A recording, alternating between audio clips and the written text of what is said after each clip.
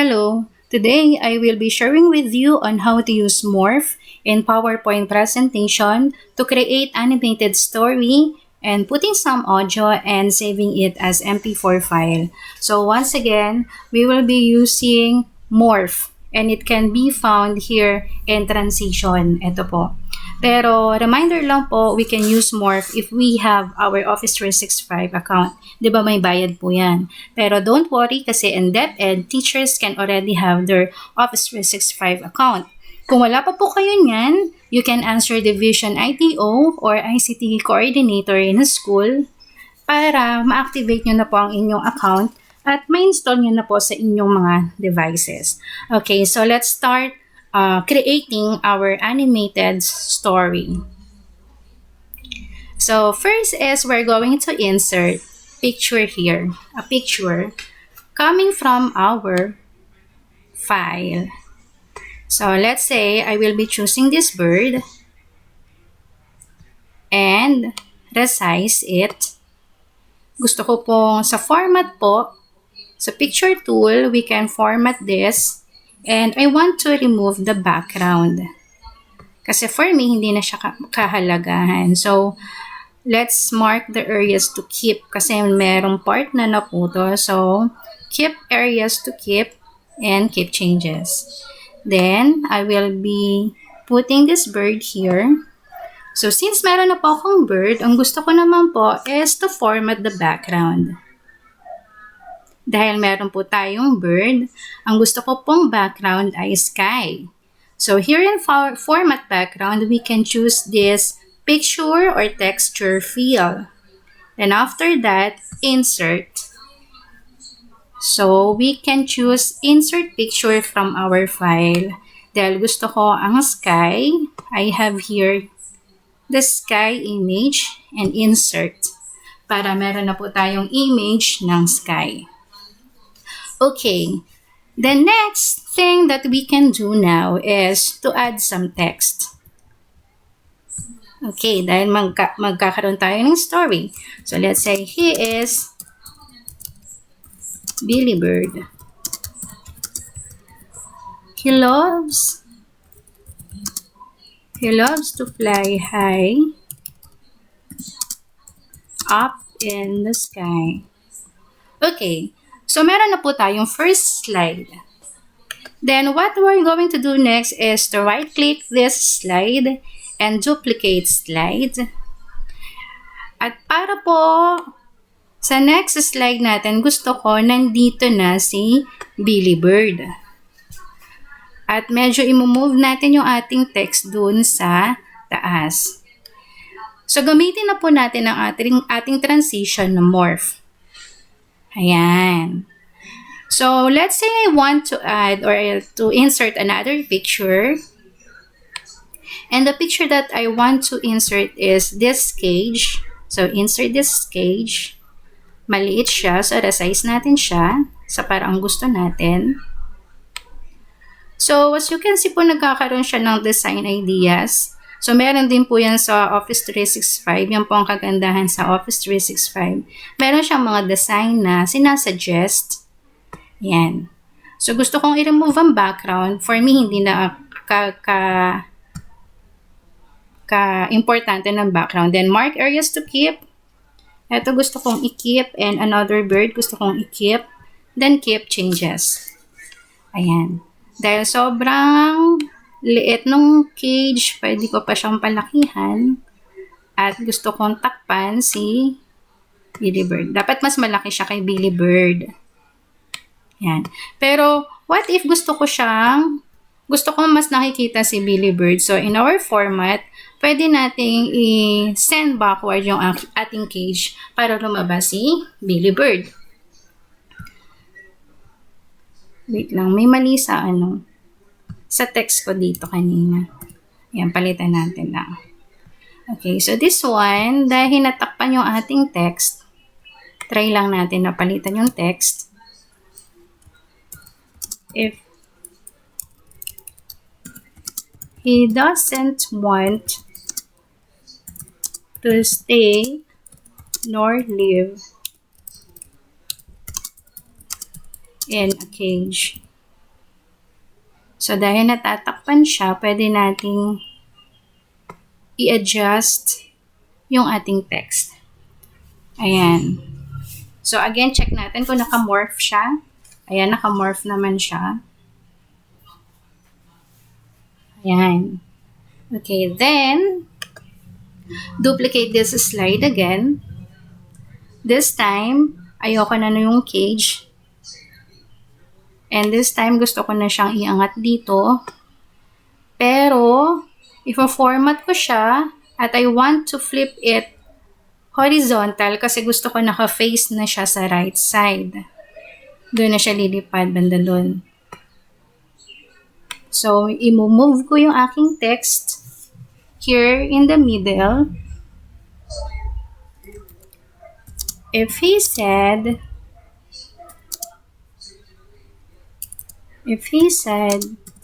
he stays alone on a big tree, but if he is happy, he is flying together with his friends. So, adjust lang natin para hindi siya masyadong malaki yung space. Okay. So, check natin kung naka-morph uli. Ayan. Okay, then, next thing that we can do is to duplicate it again. But this time, ilalagay ko na siya rito. Lilipad na siya paalis sa atin. Uwi na daw siya. Then, change this again. Billy Bird wants to enjoy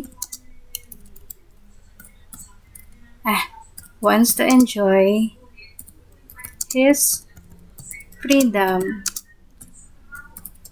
by flying very high. Ayan. So, kompleto na po kompleto na po ang ating 4 slides here. So, if we're going to click this slideshow, ito po ang kalalabasan niyan. Yan. So, mukha na siyang animated, di ba? So, as you can see, ilang image lang po ang ginamit ko. Okay. Next, what if I want to put some audio? Pwede po. We are going to put a background music. So, click Insert, then choose Audio, then Audio on my PC. So, I have here the morning bird and click Insert. Pero nandito kasi siya sa last slide, ililipat natin siya dito sa first slide. Ayan, this one. Okay. So, i-arrange po natin yung setting niya dito sa playback. So, I want it to be play in background. And I want to choose in click sequence. So, if we're going to play in background, lalabas ang play across slides, loop until stopped, and hide during show.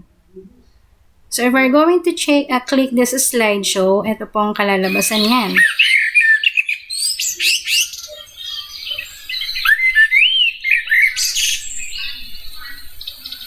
Okay. So, what if I want to put my voice narration para pwede natin siyang i-narrate sa mga bata? Pwede po. So, what we're going to do is to click this slideshow and record slideshow and choose record from beginning. So, ito po ang kalalabasan niya. So, what we're going to do is to click this record.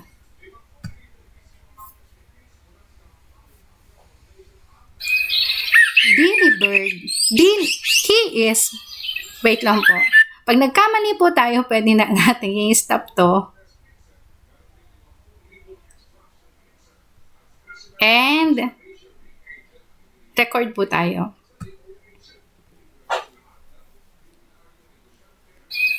He is Billy Bird. He loves to fly high up in the sky. He doesn't want to stay nor live in a cage. If he's sad, he stays alone on a big tree. But if he is happy, he is flying together with his friends. Billy Bird wants to enjoy his freedom by flying very high. So, let's stop this now. And close this one.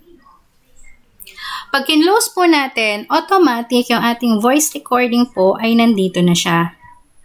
Yan. Voice lang po yan. Kasi hindi po natin kinlik yung ating video. Balikan po natin yung ating So, record from beginning. Balikan lang po natin.